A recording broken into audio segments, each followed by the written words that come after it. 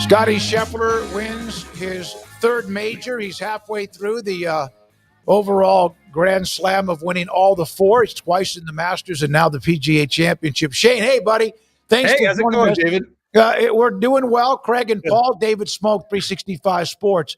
There was a time yesterday where he was wobbly, front nine. He couldn't hit anything up left.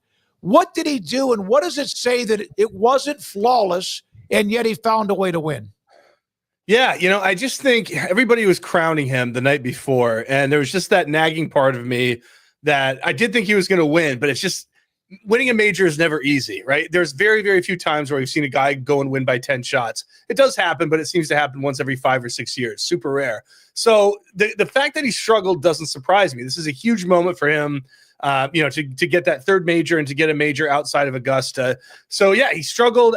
Who knows what was going on? His club face may have been a little close at impact, so he was pulling it left. But to your point, what distinguishes Scottie Scheffler, and it's you saw it in microcosm there, you can see it in the big picture everywhere, to be able to adjust like that in that stage with the big pressure, to figure it out and to go have the amazing back nine he did when, we've all been in sports situations, no matter the sport, where you have a big lead and you start to lose it. The tendency is to panic. That's what I always used to do playing basketball. You go crazy. But to be there where he could have panicked and then to put it all together, it just shows what a great calm demeanor he has and really what a clutch and, the perspective he has is just unbelievable. Why did he not get affected by the driver tests and Rory did? So, yeah, I think what you're referring to is he did get dinged in the driver and he had to replace it. The idea is why did he go on and play well? Part of it is preparation. I mean, this when he admitted afterward that, they got my driver too, they expected that was coming. Over time, drivers wear down. And so at the Byron Nelson, which he won, he was expecting it to happen. He said this might be the week they do it. And so he had his guys at TaylorMade make him up a new driver. He was prepared for it to happen. It didn't happen there, but they had the driver there this week. So when it did, he was ready to go. The old saying, what is it? Amateurs talk strategy, pros talk logistics. He had the logistics figured out. But Rory got, this week he lost his driver. Last week at the Truist, he had his driver and he was really bad there driving too. So it wasn't the replacement driver that was messing Rory up. Something is just a little off with him right now, and I don't think you can fully blame the new driver. So Jon Rahm made a hell of a run and got right up there, tied for the lead, had an opportunity. There was one putt that curled a little bit left, and then, of course, he just blew up in the last few holes. How it was good to see him a part of the mix again. And yet there is that debate. Did he fall apart because he had to take chances, or did he fall apart because he's not in that kind of competitive mode week in and week out?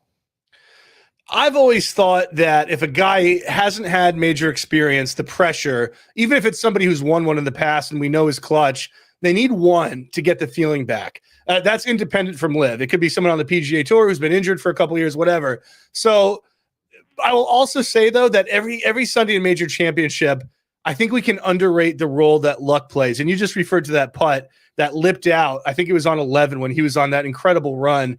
If that putt goes down, you have to ask yourself, man, how would that tournament have been different? Because he would have taken the lead. And, Scheffler, I think Scheffler's composure would have been fine, but it's a little different seeing yourself tied versus seeing yourself, oh, my God, I had a 3-shot lead. Now I'm one behind.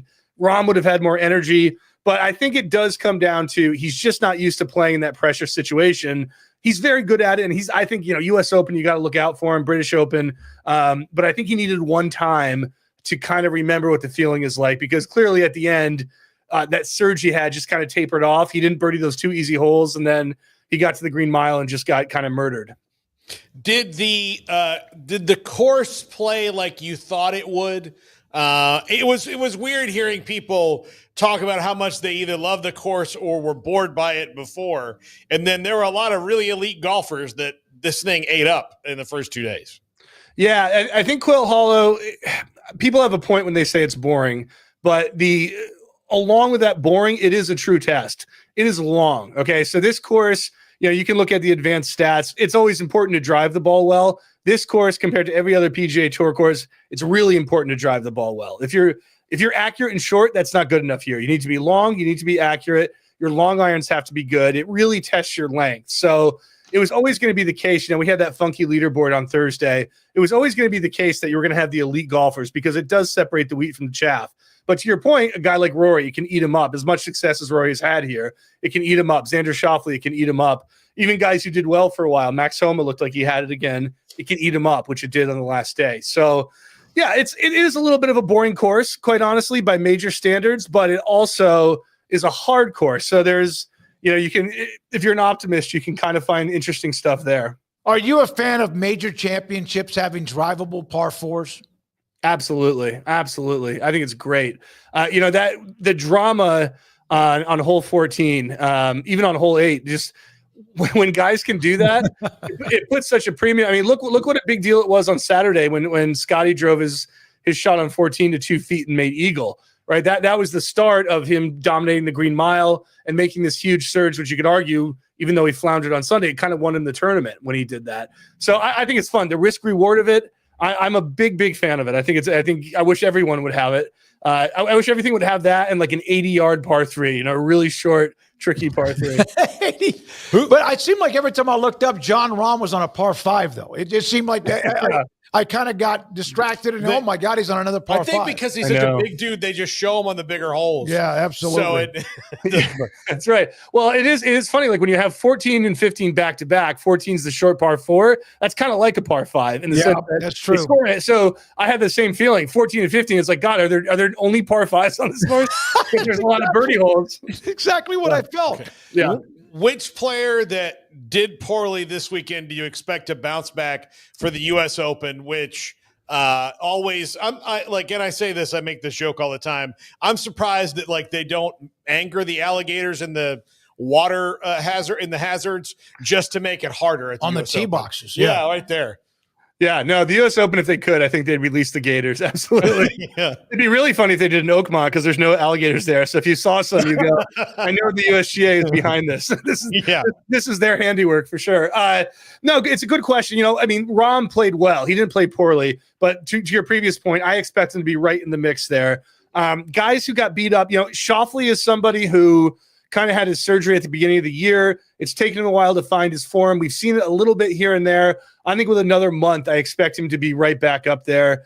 And then you never know. There's always guys who find form. I don't want to say Rory because I don't know what's going on with Rory right now. So I don't want to make any predictions. This felt like it should have been, just a victory lap for him. He should have been happy and having fun. And instead he looked miserable all week. So who knows there? And then, who knows? A guy like Wyndham Clark could find his form again. There's a number of guys. Max Homa is starting to play well again. Guys who kind of floundered on Sunday, you might see them in the mix at Oakmont. Did DeChambeau, was it Saturday when he hit the ball in the water on 17? When he just it doubles, bogeyed and then doubled. Yep. Did that end it for him? It did. And that's the one thing about Quail is for all the criticism, that Green Mile, the 16, 17, 18 at the end, unbelievably hard. I mean, I think the previous record was Quail Hollow in 2017 of the hardest 3-hole stretch. This obliterated even that year. I mean, the field was plus 500 and then some on it for the weekend. And you saw, Bryson was right there on Saturday. It destroyed him, right? He fought back. He did well on Sunday. He got second place. Rahm, it destroyed him on Sunday. It happened over and over. And it's what distinguished Scheffler. He was great on it. Beyond great on it Saturday, really superb. And then he kind of, maybe by Sunday he had it wrapped up, but he played it smartly. He played it well. So it's a real separator of the wheat from the chaff. Your story started out with this. I tried to stay as close to Scheffler as possible from the driving range to the 18th green. Here's what I saw as he took the next step in what is already at age 28 a Hall of Fame career. What did you see? Does he he had a lot of emotion when he won it? Yeah. It's like, do you even have something going on inside of you? He smiles, but he's kind of like, What did you see that was maybe different yesterday, if at all?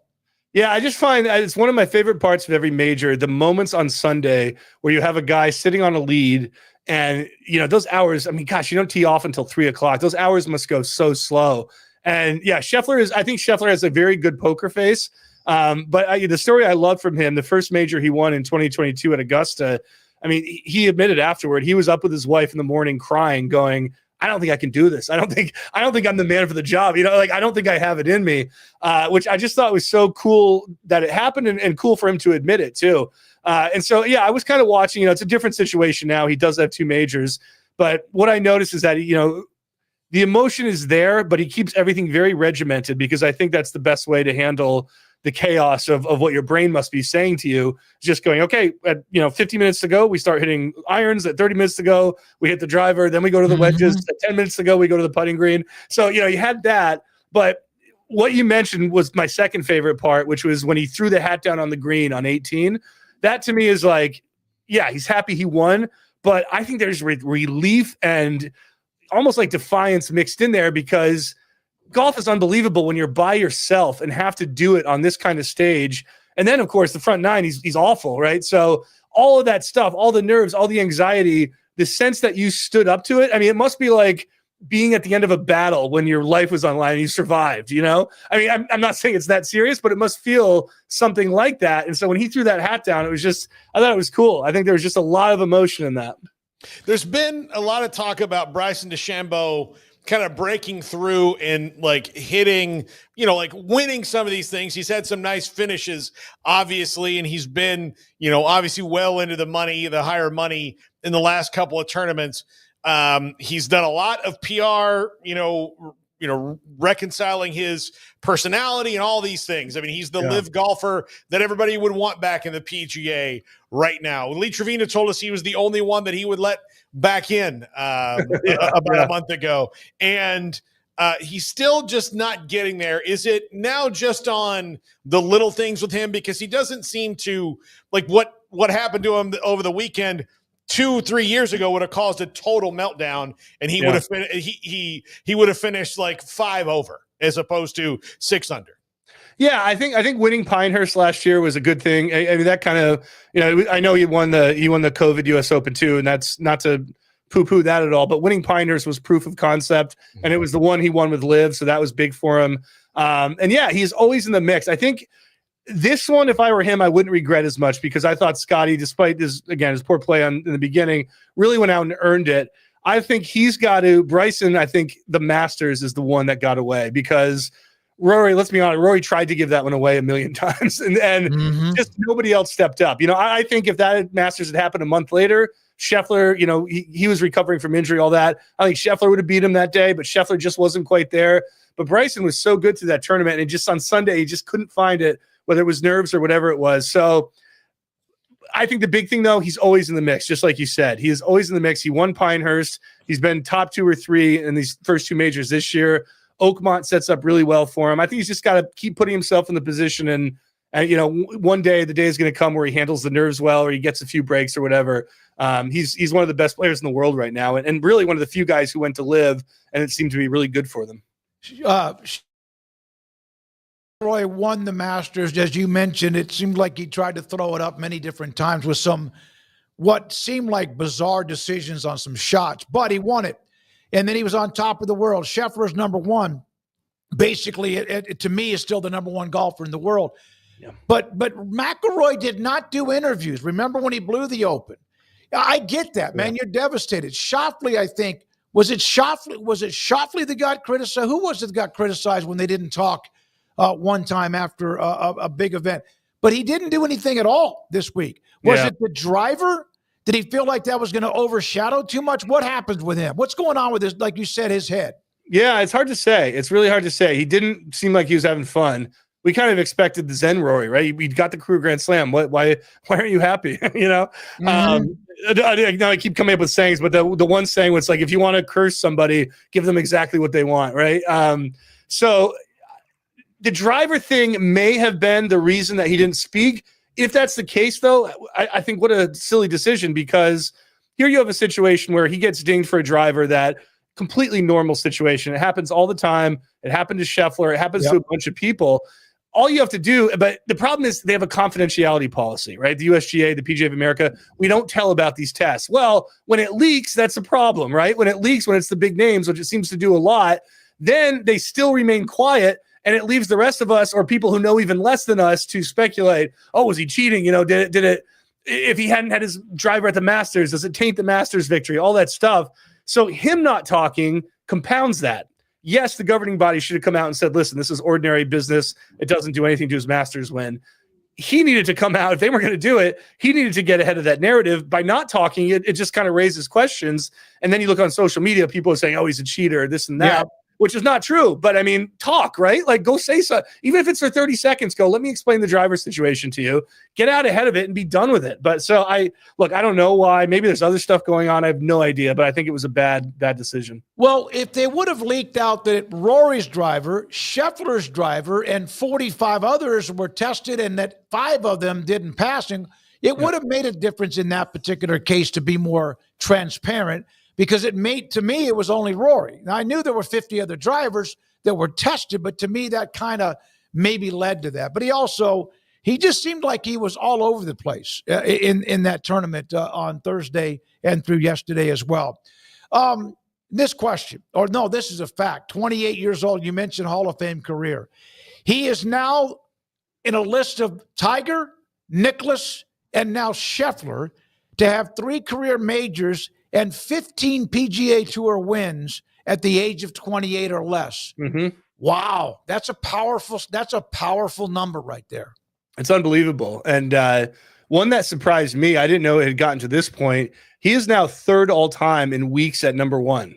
So only ahead of him is Greg Norman, and then 8 miles ahead of him is Tiger. But he's right there at number 3. He passed everybody. He passed Faldo, Rory, all these guys. So we're witnessing a level of excellence that we haven't seen since Tiger. It's very, very easy to say that now.